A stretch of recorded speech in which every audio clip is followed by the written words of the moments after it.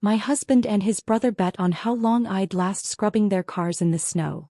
10 minutes before she cries, my husband laughed. Neighbors gathered to watch. I kept scrubbing, smiled, and made a mental note of every witness to their cruelty. The sound of Clark's laughter cut through the February air like a rusty blade. I was standing in our driveway, groceries still scattered at my feet where I'd dropped them moments before, staring at the keys Ian had just thrown at my chest. They hit with enough force to sting, then clattered onto the frozen pavement beside a carton of eggs that had split open, yolk already freezing into yellow crystals on the concrete. I said, "Get to it," Ian repeated, his breath forming angry white clouds as he gestured toward the 2 pickup trucks parked side by side. Both vehicles were caked in 3 days' worth of road salt and brown slush from the storm that had dumped 8 inches of snow across our small Ohio town. The temperature had dropped to 12 degrees overnight, and my fingers were already going numb just from the brief walk from the car to our front door. Before we continue, I want to thank you for joining me in sharing these stories that matter. If you believe that no one should endure humiliation in silence and that every woman deserves dignity in her own home, please consider subscribing. It's free and helps us reach more women who need to hear this. Now let's see how this unfolds. Clark, Ian's younger brother who'd been staying with us since his divorce became final, pulled a crumpled $10 bill from his jacket pocket and waved it like a flag of conquest. "This should be entertaining," he said, settling back against our porch railing with the casual confidence of someone about to watch a free show. $10 says she cries before 10 minutes are up. Ian's response was immediate and brutal. His laugh wasn't the warm sound I'd fallen in love with 23 years ago when we were both young and stupid and thought love could conquer anything. This laugh was sharp, calculated, designed to cut. 10 minutes? Clark, you're being generous. Look at her, already shivering, and she hasn't even started yet. 5 minutes, tops, before the waterworks begin. The worst part wasn't the bet itself. It was the way they were talking about me, like I wasn't standing right there, like I was some kind of entertainment they'd ordered for their Sunday morning amusement. Clark pulled out his phone and made a show of setting a timer. "This is going on social media," he announced. "Brothers predict wife's breakdown in real time." I bent down to retrieve the keys, my knees protesting as they hit the frozen ground. The metal was so cold it burned against my palm. As I stood back up, I caught sight of movement in my peripheral vision. Mrs. Patterson from next door had appeared on her front porch, coffee mug steaming in her hands like a prop in some twisted theater production. She was trying to look casual, but her eyes were fixed on our driveway with the intensity of someone watching a car accident unfold. "Morning, Helen," she called out with forced cheerfulness, her voice carrying that particular tone women use when they're pretending not to notice domestic drama playing out in broad daylight. The Johnsons from across the street emerged next, bundled in matching winter coats and making an elaborate show of checking their mailbox, despite the fact that no mail was delivered on Sundays. Janet Johnson kept glancing our way while her husband Bob shuffled through what was obviously yesterday's mail, both of them positioning themselves for the perfect view of whatever was about to unfold. Even teenage Jake Morrison from down the block had stopped his bike at the end of our driveway, one foot planted on the ground while he balanced on the pedal, his breath forming small puffs of vapor as he watched with the fascination only teenagers possess for adult dysfunction. "Looks like we've got an audience," Clark observed with obvious satisfaction. He raised his voice just enough to ensure the gathering neighbors could hear every word. "Helen's about to show us how tough she really is. Aren't you, Helen?" I walked toward Ian's truck first, a massive black Ford F-150 that he'd bought 3 months ago without consulting me, adding another $400 to our monthly expenses we couldn't afford. The bucket of soapy water I'd prepared earlier that morning sat beside the garage, steam rising from its surface in the frigid air. I dipped the sponge in and immediately felt the warmth leach out through my bare hands. "You forgot your gloves," Ian called out, his voice dripping with mock concern. "But I guess tough girls don't need gloves, right?" I could have gone inside to get gloves. I could have told them both to wash their own vehicles. I could have thrown the keys back at Ian's face and walked away. Instead, I knelt down on the frozen concrete beside the truck's front bumper and began scrubbing away the accumulated grime and salt. The cold hit me like a physical assault. The wet sponge seemed to absorb every bit of warmth from my hands within seconds, and the soapy water running down my arms felt like ice needles against my skin. But as the discomfort intensified, something strange began happening inside my head. The hurt and humiliation I'd expected to feel were there, but underneath them was something else entirely. A growing sense of clarity that felt almost detached from the physical misery of the moment. "Timer's running," Clark announced, holding up his phone so everyone could see the glowing numbers counting down.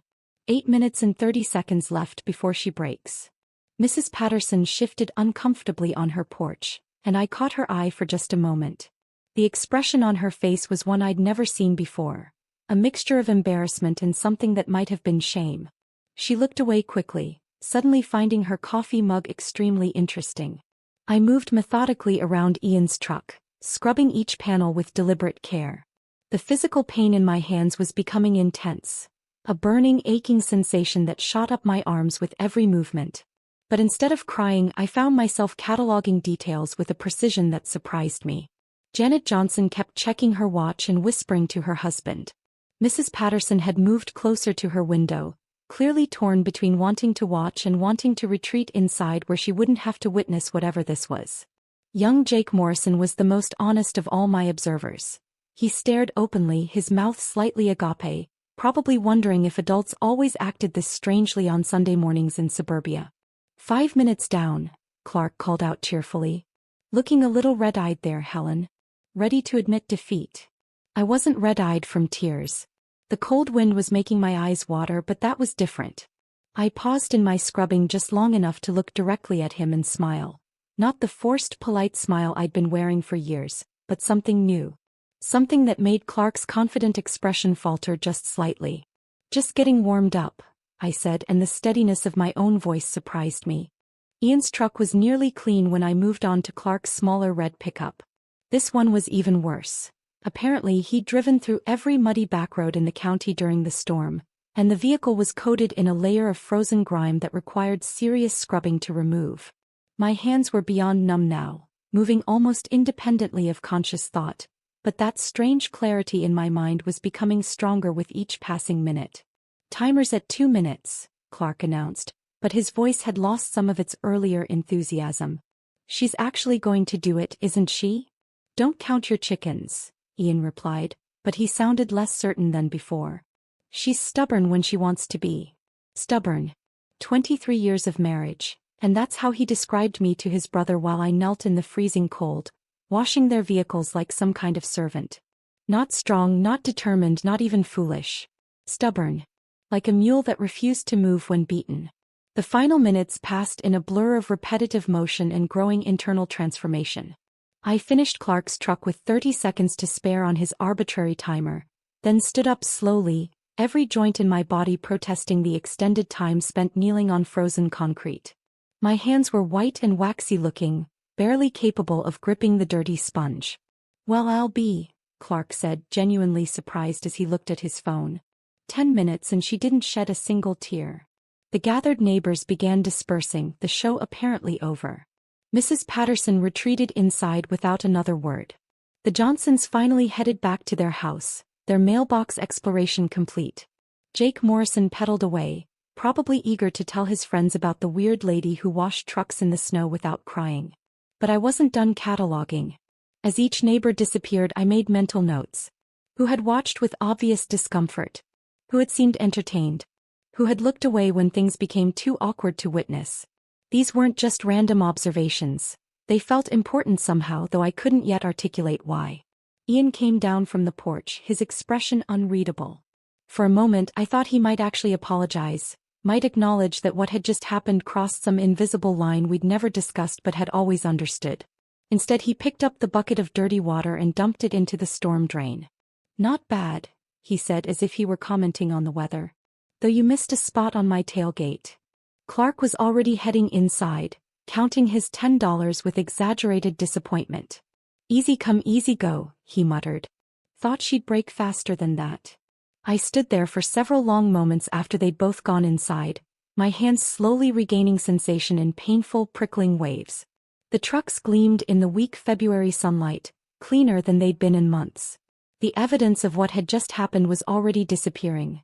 The puddles of dirty water would freeze and be swept away by the next storm. The scattered groceries could be cleaned up. The physical discomfort would fade. But something else had changed that wouldn't be so easily erased. As I finally gathered up the split eggs and torn grocery bags, I realized that the woman who had started washing those trucks 10 minutes ago was not the same woman who had finished the job.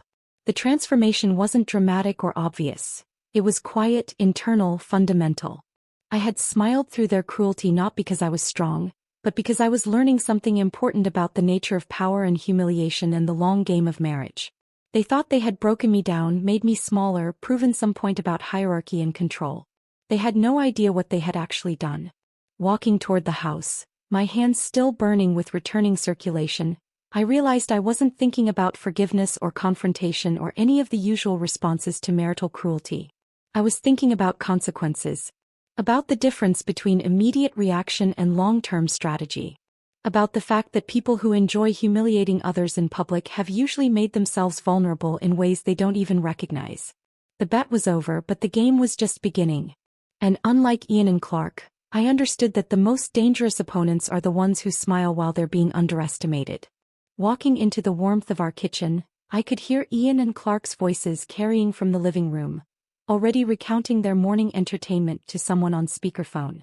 Ian's cousin Mike, from the sound of it, getting a blow-by-blow account of how they'd tested Helen's limits and discovered she was tougher than expected.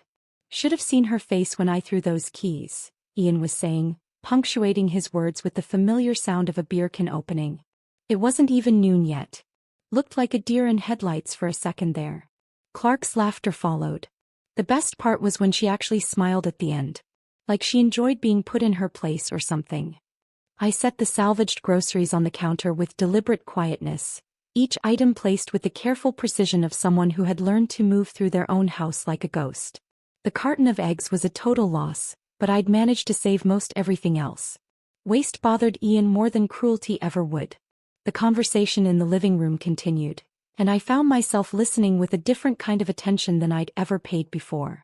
Not the hurt, anxious monitoring I'd done for years, waiting for my name to come up, dreading the moment I'd become the topic of ridicule. This was something else entirely. Clinical. Methodical. Like studying a specimen under a microscope. Helen's got her uses, Ian was explaining to Mike. Keeps the house running, handles all the bills, never complains about working overtime to cover my poker nights. But she's gotten a little too comfortable lately, you know? Sometimes you have to remind them who's in charge. The casual way he said it, like I was a pet that needed occasional discipline, made something crystallize in my chest. This wasn't the first time I'd overheard conversations like this, but it was the first time I'd listened without the accompanying knot of shame and self-doubt that usually came with Ian's public assessments of my worth. Clark chimed in with his own observations. She's been different since I moved in. Plus, accommodating. Remember how she used to apologize for everything? Now she just stares at you when you correct her. Yeah, I noticed that too, Ian agreed. Think she's going through one of those phases women get. Probably needs more structure, more clear boundaries. I continued unpacking groceries, my movements automatic while my mind catalogued this conversation alongside every other small humiliation I'd absorbed over the years. The dinner parties where Ian would interrupt my stories to correct details that didn't need correcting. The way he'd publicly second-guess my grocery choices, my driving, my clothes, my opinions on everything from politics to the weather. The phone conversation ended and I heard Clark ask, "So what's the plan for today?" "Game starts at 1. Helen can make us some of those stuffed peppers," Ian replied. "And keep the beers coming. It's the least she can do after making us wait around in the cold this morning." Making them wait. As if I'd been the one who'd orchestrated the entire degrading spectacle. I opened the refrigerator and stared at the contents, remembering suddenly how this particular dynamic had developed.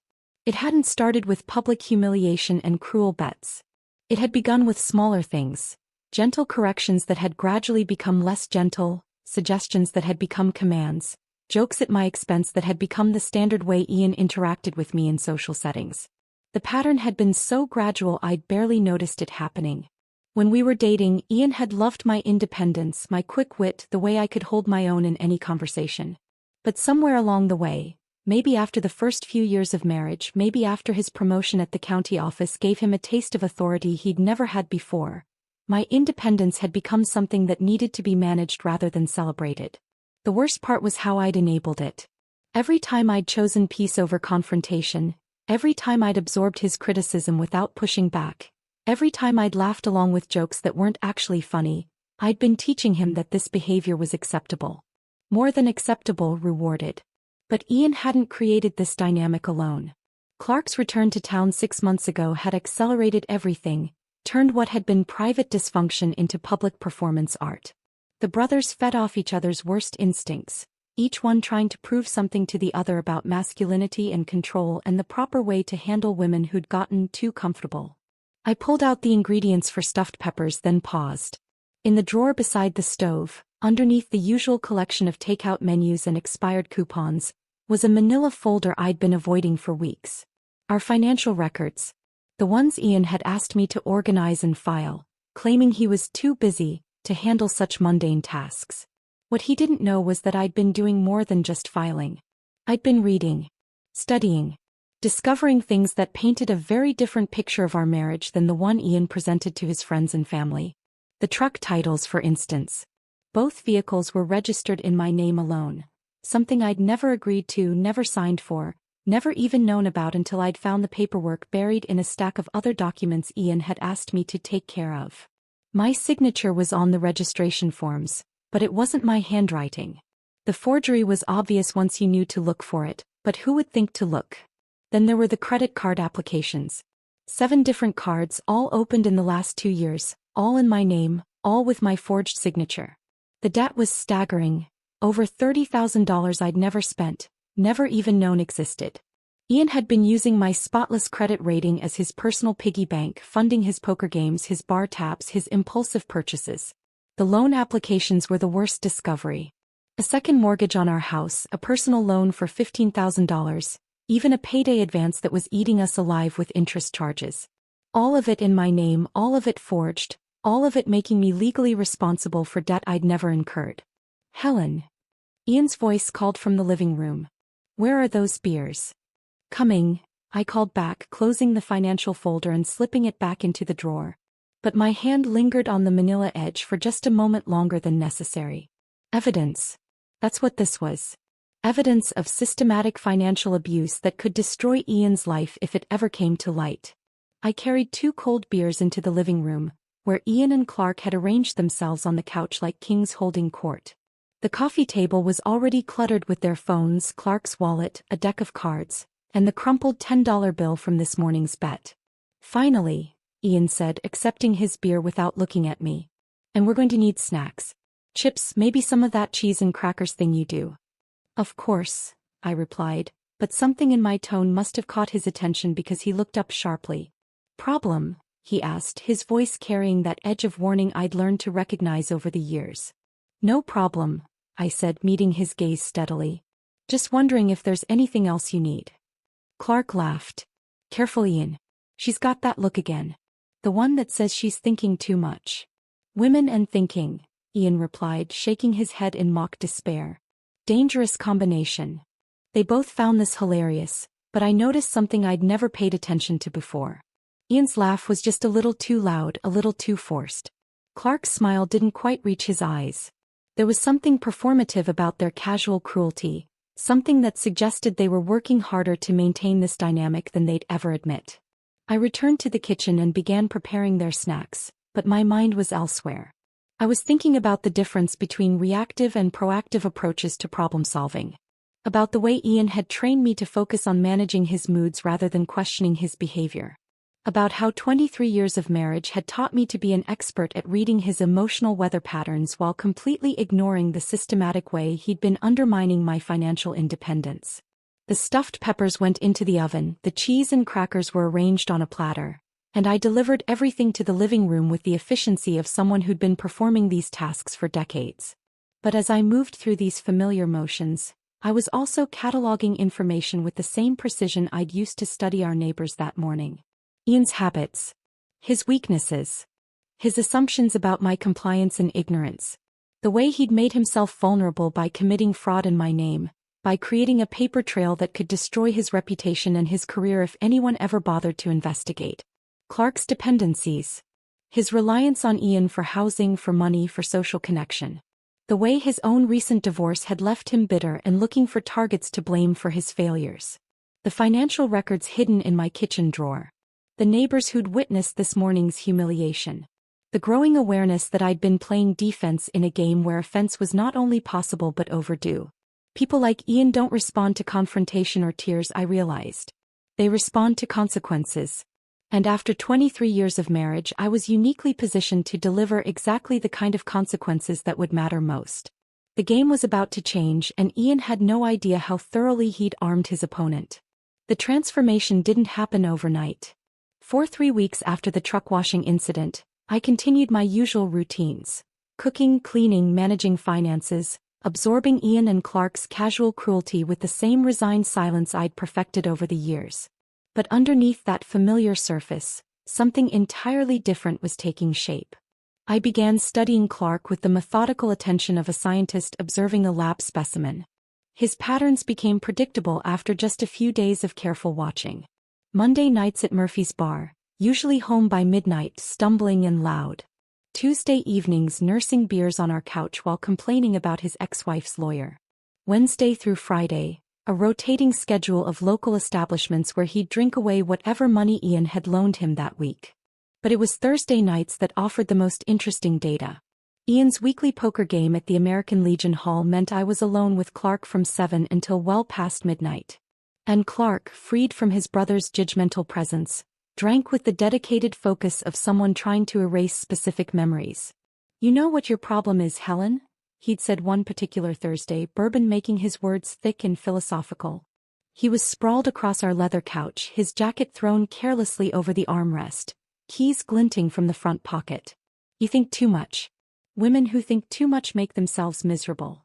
I'd been folding laundry at the kitchen table, maintaining the perfect image of domestic compliance while internally cataloging every detail of his inebriated state. "Is that so?" I'd replied mildly. "Absolutely. Take my ex-wife. Sarah was always thinking, always analyzing, always trying to figure out what I was really thinking. Drove herself crazy with it." He took another long pull from his glass. "You're starting to get that same look. That suspicious, calculating look that says you're planning something." If only he'd known how right he was. Clark's driving was legendarily reckless even when sober, but alcohol transformed him into something genuinely dangerous.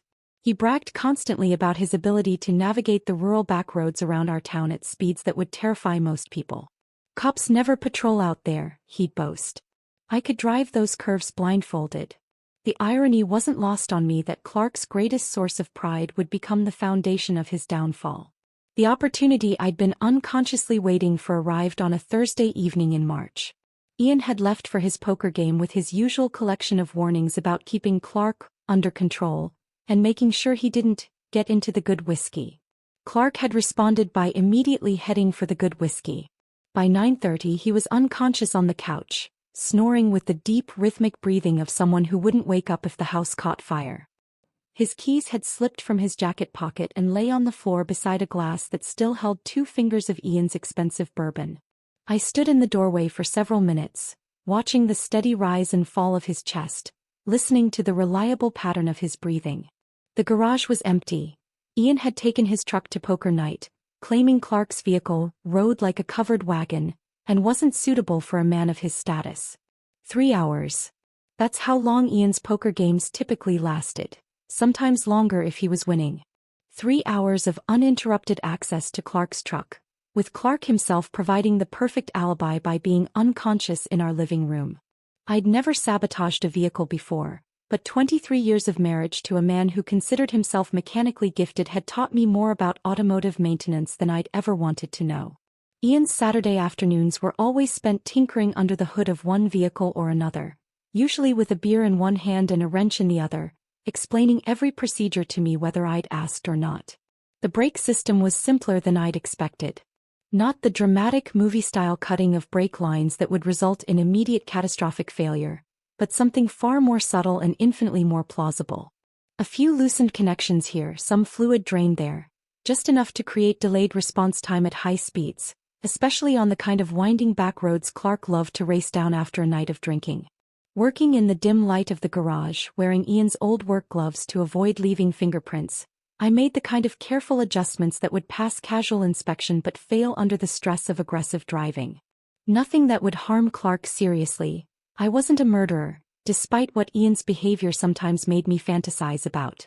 But enough to cause an accident significant enough to bring investigators, insurance adjusters, and all the scrutiny that comes with suspicious vehicle malfunctions. The most interesting discovery came entirely by accident. While returning Clark's keys to his jacket pocket, I felt the crinkle of paper and found myself holding a manila envelope that had been folded and stuffed into the inner pocket. Curiosity got the better of discretion and I carefully extracted the contents. Life insurance paperwork. A substantial policy, $200,000, that Clark had apparently taken out shortly after his divorce became final. But the really intriguing detail was the beneficiary information. Not his ex-wife, not his parents, not even a charity. Ian's name was typed clearly on the beneficiary line, with a handwritten note in the margin that read, "Only family I have left." I photographed every page with my phone, hands trembling slightly as I realized the implications. Then I carefully refolded everything and returned it to Clark's pocket exactly as I'd found it. The insurance policy changed everything. What had started as a vague plan for causing Clark some inconvenience had suddenly become something far more sophisticated. With Ian as the primary beneficiary of a substantial life insurance policy, any accident involving Clark would automatically cast suspicion on my husband. Especially if there was evidence of vehicle tampering. Which brought me to the final piece of the puzzle, Ian's work gloves. He'd left them in the garage after his last automotive project, stained with grease and brake fluid from working on his own truck the previous weekend. I'd used them during my sabotage work specifically because they already contained traces of automotive fluids, making them perfect for hiding additional evidence. After completing my work on Clark's brakes, I sealed the gloves in a plastic bag and buried them deep in Ian's toolbox, underneath months of accumulated junk, old receipts, broken tools, spare parts for projects he'd never finished. The kind of hiding place that would be discovered eventually by someone looking hard enough, but would appear to be Ian's clumsy attempt at concealing evidence. Every element was falling into place with a precision that surprised me. Clark's reckless driving habits, Ian's mechanical knowledge, the insurance policy that created perfect motive, the physical evidence that would point directly at my husband. All I had to do was wait for Clark to provide the final component, an accident serious enough to trigger an investigation. Returning to the house, I found Clark exactly as I'd left him, still unconscious on the couch. I covered him with a blanket and cleaned up his whiskey glass, erasing any evidence that I'd been anywhere other than the kitchen, doing the kind of domestic tasks Ian expected me to be occupied with during his absences. When Ian returned from poker night 3 hours later, slightly drunk himself and in a good mood from winning $40, he found me reading in bed and Clark snoring peacefully on the couch. "How was he tonight?"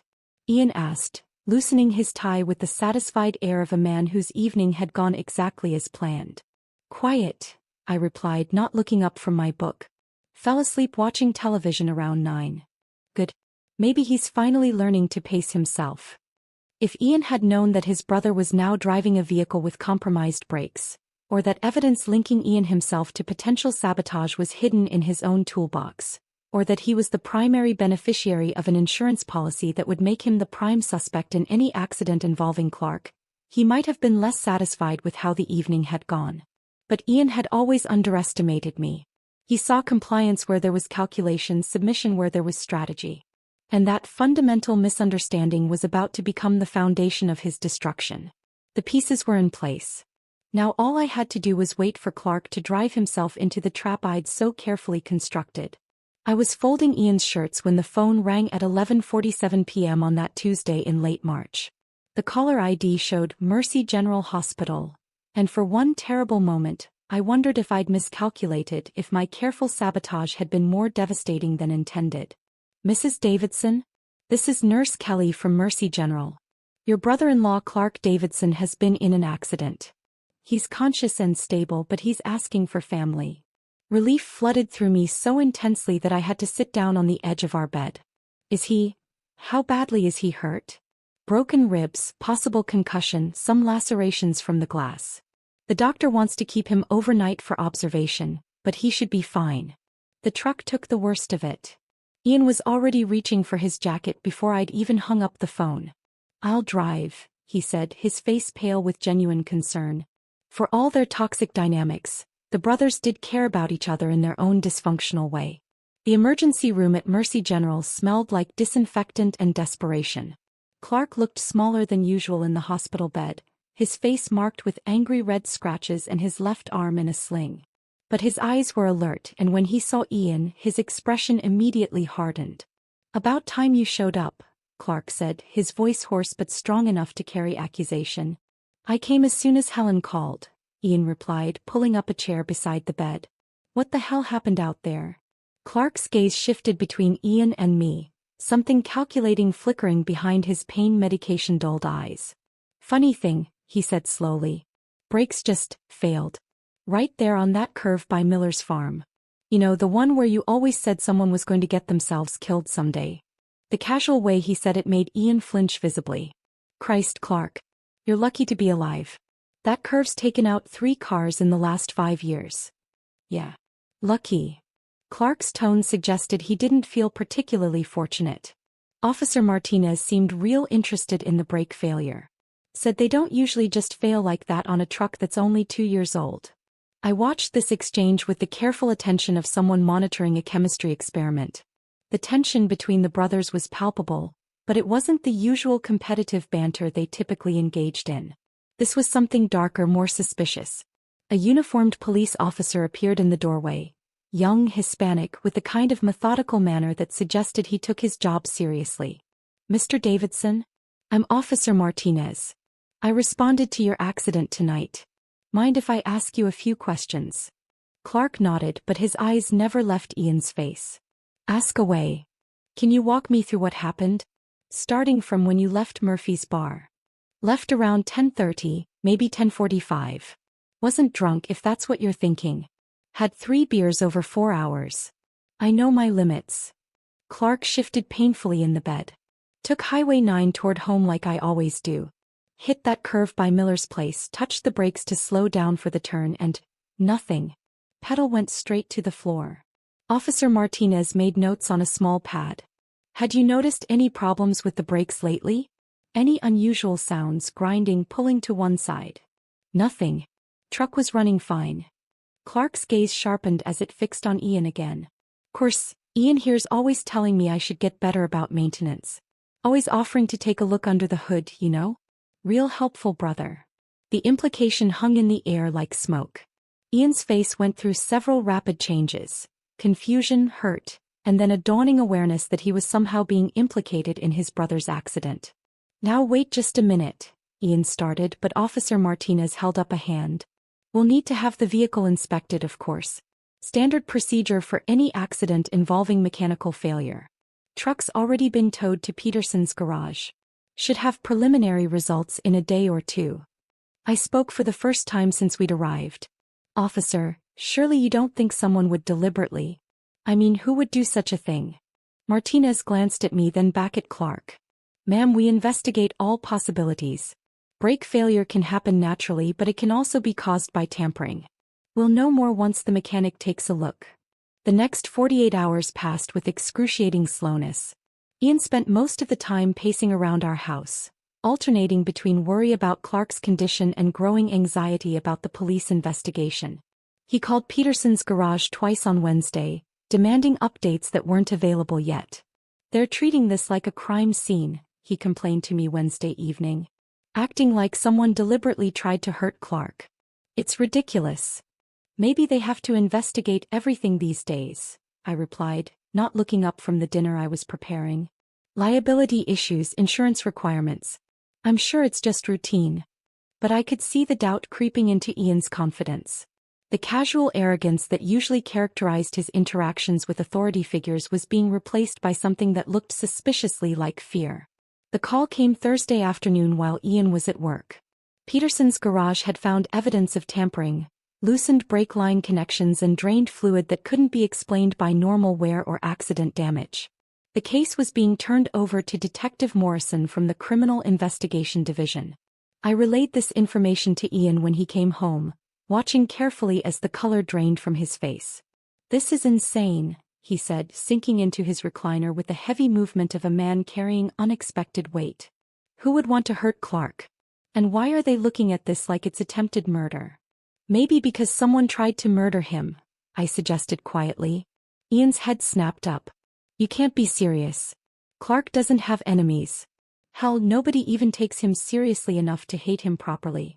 But I could see him thinking, processing, starting to understand that this investigation was going to dig into every aspect of Clark's life. And by extension his own. The poker games, the money he'd been lending Clark, the constant complaints about his brother's financial dependence. Detective Morrison arrived Friday morning, a middle-aged woman with gray-streaked hair and the kind of patient demeanor that suggested she'd heard every lie people could invent.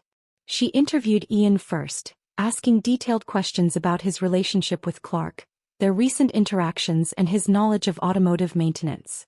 When she spoke with me, I was careful to present myself as the concerned sister-in-law who'd noticed increasing tension between the brothers but had hoped it would resolve itself. Ian's been under a lot of stress lately, I told her, wringing my hands in what I hoped looked like genuine anxiety. Money troubles, you know. And Clark staying with us has been challenging. Ian keeps joking that Clark's worth more as an insurance payout than as a house guest, but I never thought he meant anything by it. Detective Morrison's pen moved steadily across her notepad. He's made comments like that before? Oh, not seriously. At least I don't think seriously. But lately. I let my voice trail off, then added quickly, but Ian would never actually hurt anyone. He's not that kind of person. The doubt in my voice was perfect. Just enough to plant seeds without seeming deliberately accusatory. By Friday evening, the investigation had shifted into a different gear entirely. Detective Morrison had obtained a search warrant for our garage, and Ian watched in growing horror as they methodically went through his tools, his workbench, every piece of automotive equipment he owned. When they found the plastic bag containing his work gloves, still stained with brake fluid and bearing his fingerprints, Ian's confusion transformed into something that looked remarkably like guilt to everyone watching. I don't understand, he kept saying as they bagged the gloves as evidence. I don't understand how this is happening. But Clark understood perfectly. When Detective Morrison showed him the evidence they'd collected, his suspicion crystallized into certainty. 20 years of brotherhood shattered in that moment, replaced by the terrible knowledge that his own brother had tried to kill him for insurance money. The beautiful thing about a well-constructed frame is that it doesn't require elaborate lies or complex deceptions. It simply arranges the truth in such a way that only one conclusion seems reasonable. And watching Ian's world collapse under the weight of circumstantial evidence that pointed directly at him, I finally understood what justice could look like when you stopped waiting for someone else to deliver it. The phone call from Ian's supervisor came Monday morning at 8:15, just as I was pouring coffee into my favorite blue mug, the one Ian had always claimed was too fancy for everyday use. County Administrator Patricia Williams spoke with the clipped efficiency of someone delivering unpleasant news she'd rather avoid. Mrs. Davidson, I'm calling to inform you that Ian has been placed on administrative leave, effective immediately. Given the ongoing criminal investigation, the county feels it's necessary to distance itself from any potential liability. I thanked her politely and hung up, then sat at our kitchen table listening to the silence that followed. 20 years of steady employment, gone with a single phone call. 20 years of Ian strutting around town with the self-importance that came from being a county employee, from having what he considered a position of authority and respect. When Ian came downstairs an hour later, still in his bathrobe, I delivered the news with the same neutral tone Patricia Williams had used with me. They can't do this, he said, his voice cracking with disbelief. I haven't been convicted of anything. Hell, I haven't even been formally charged yet. Apparently they can, I replied, buttering toast with methodical precision. Administrative leave pending investigation. Standard policy. Ian sank into his chair across from me, suddenly looking older than his 51 years. This is destroying everything, Helen. My job, my reputation, my relationship with Clark. All based on some circumstantial evidence that doesn't prove anything. I studied his face over the rim of my coffee cup. The arrogance that had defined him for so long was cracking, revealing something desperate and frightened underneath. Maybe you should call your lawyer. The lawyer, Tom Bradley, a local attorney who specialized in criminal defense, had news that made Ian's employment situation seem trivial by comparison. When Ian returned from their Tuesday morning meeting, his face was ashen. They found more, he said, collapsing into his recliner with the defeated posture of a man who'd run out of fight. Bradley went through our financial records as part of building my defense. Found all those forged signatures, the hidden debt, the credit cards and loans I took out in your name. I continued folding laundry, each movement deliberate and calm. What does that mean for your case? It means the prosecution now has a clear motive for attempted murder. They're saying I needed Clark's insurance money to cover the debt I'd been hiding from you. $200,000 would have solved all my financial problems. The irony was perfect. Ian's own financial crimes, the systematic fraud he'd committed against me for years, had become the very evidence that would convict him of a crime he hadn't actually committed. Bradley thinks they might offer a plea deal, Ian continued, his voice hollow. Reckless endangerment instead of attempted murder. Probably still looking at 2 to 5 years, but better than 15 to life. That evening, Ian tried calling Clark for the 7th time since the accident. I watched from the kitchen doorway as he listened to his brother's voicemail message, then hung up without leaving another desperate plea for Clark to call him back. He won't even talk to me, Ian said, more to himself than to me. 20 years of brotherhood and he thinks I tried to kill him for money. Can you blame him? I asked quietly. The evidence is pretty convincing. Ian's head snapped up, his eyes searching my face for something he apparently didn't find. You believe them too, don't you? You think I actually tried to murder my own brother? I considered my response carefully. I think you've been capable of things I never imagined. The forged signatures, the hidden debt, the way you've treated me in front of our neighbors. Maybe attempted murder isn't such a stretch after all. The words hit him like physical blows. I could see him processing the implication that his own wife, the woman who'd stood by him for 23 years, no longer trusted him to tell the truth about anything. Wednesday brought a visit from Ian's mother, Eleanor, a steel-haired woman who'd always made it clear she considered me an inadequate match for her son. She'd driven down from Toledo specifically to discuss the family crisis, and her position was immediately apparent. I've spoken with Clark, she announced, settling into our living room with the bearing of a queen addressing her subjects.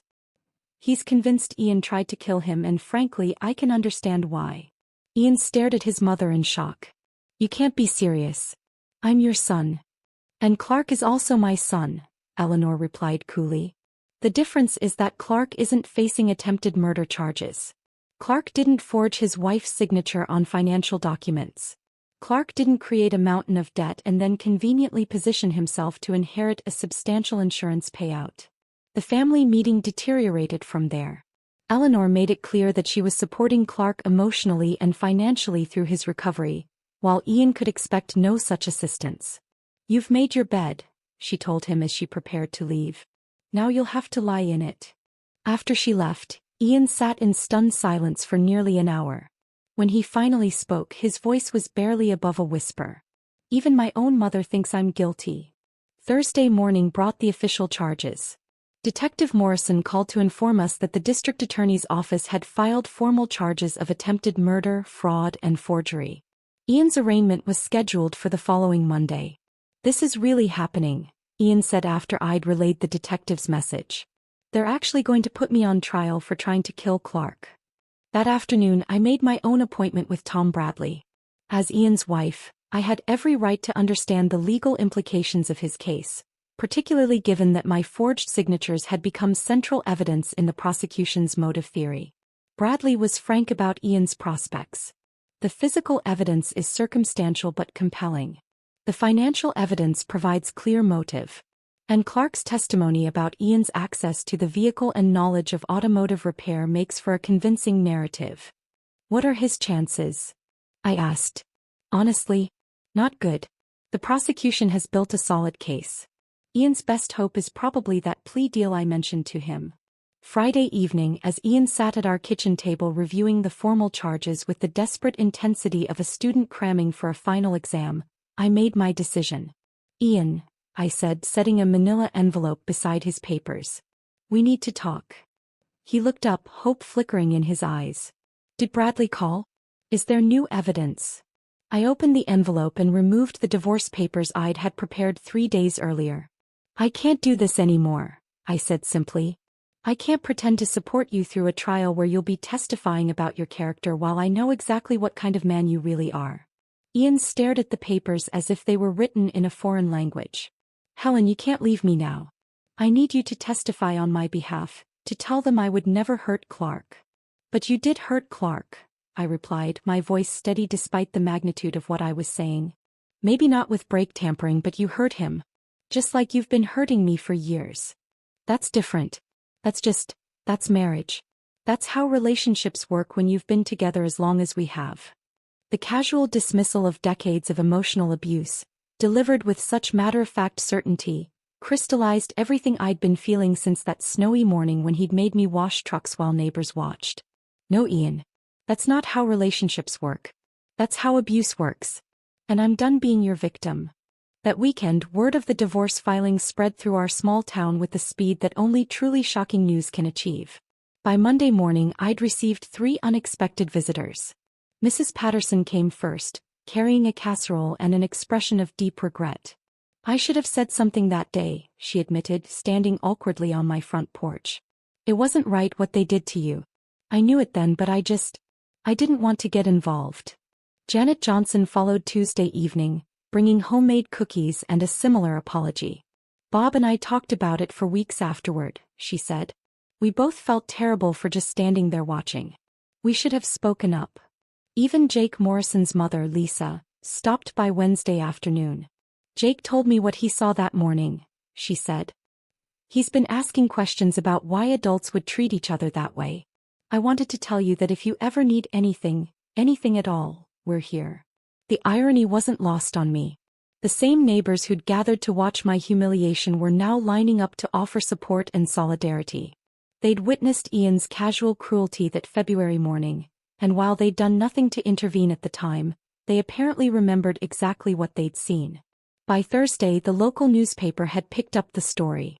County employee charged in brother's crash, read the headline, accompanied by a photo of Ian being led into the courthouse for his arraignment. The article mentioned the divorce filing, the financial fraud, and the insurance policy that provided motive for the alleged attempted murder. Ian called me from jail after his bail hearing. Helen, please. I need you to reconsider the divorce. I need character witnesses, people who can testify that I'm not capable of attempted murder.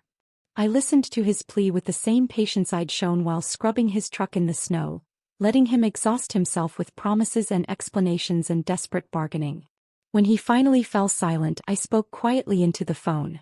You didn't need to hurt Clark to prove you were capable of hurting people, Ian. You already hurt me. For 23 years you hurt me. And you did it in front of anyone who cared to watch. The line went quiet for a long moment. Then Ian said, So this is my punishment? You're going to let me go to prison for something I didn't do? No, I replied. This is my freedom. What happens to you is just consequences. I hung up the phone and stood in the silence of my kitchen for several long minutes, listening to the absence of Ian's voice. Outside my new apartment window, autumn leaves drifted past in lazy spirals, marking the passage of time since that snowy February morning when everything had changed. The apartment was small, just 800 square feet compared to the sprawling house Ian and I had shared for over 2 decades, but every inch of it belonged to me. No more walking on eggshells around someone else's moods. No more measuring my words to avoid triggering an outburst. No more pretending that casual cruelty was just how marriage works. 6 months had passed since I'd walked away from that life, and this morning's newspaper had delivered the final chapter of Ian's story in stark black and white. Local man accepts plea deal in brother's crash, read the headline above a photo of Ian looking haggard and defeated as he left the courthouse. The article was brief but comprehensive. Attempted vehicular homicide reduced to reckless endangerment. 2 years probation, 400 hours of community service, and a criminal record that would follow him for the rest of his life. The financial fraud charges had been folded into the plea agreement. Restitution paid, case closed, marriage dissolved. I folded the newspaper carefully and set it aside, then walked to my kitchen window. The view wasn't spectacular, just a parking lot and the back of the hardware store, but it was mine to enjoy without commentary, criticism, or cruel jokes about my choice of window treatments. The doorbell rang, interrupting my quiet reflection. Through the peephole I could see Clark standing in the hallway, shifting his weight nervously from foot to foot. I hadn't spoken to him since that night in the hospital, Hadn't seen him since the divorce proceedings where he testified about Ian's financial desperation and history of automotive tinkering. "Helen," he said when I opened the door, his voice carrying a mixture of exhaustion and something that might have been respect. "I saw the news about the plea deal. Thought maybe we should talk." I stepped aside to let him enter, noting how he favored his left side, a lingering reminder of his encounter with the drainage ditch on Highway 9. His face had healed cleanly, but there were new lines around his eyes that hadn't been there before the accident. "Coffee?" I offered, already moving toward the kitchen. "Yeah, thanks." Clark settled into one of my new chairs. Simple, comfortable furniture I'd chosen without having to consider anyone else's preferences. "Nice place you've got here." "It suits me." I poured 2 cups and joined him at my small dining table. "How are you feeling? Physically, I mean." "Better. Physical therapy helped with the ribs. Sleeping better now that." He gestured vaguely, encompassing everything that had happened between us. "Now that I know the truth." We sat in comfortable silence for a moment, 2 people who'd been drawn into Ian's destructive orbit finally free to assess the damage from a safe distance. "I owe you an apology," Clark said eventually.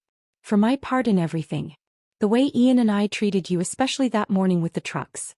I knew it was wrong when it was happening, but I went along with it anyway." "You were following Ian's lead," I replied, surprised by how little anger I felt toward Clark now. He was good at making people complicit in his cruelty. Still doesn't excuse it.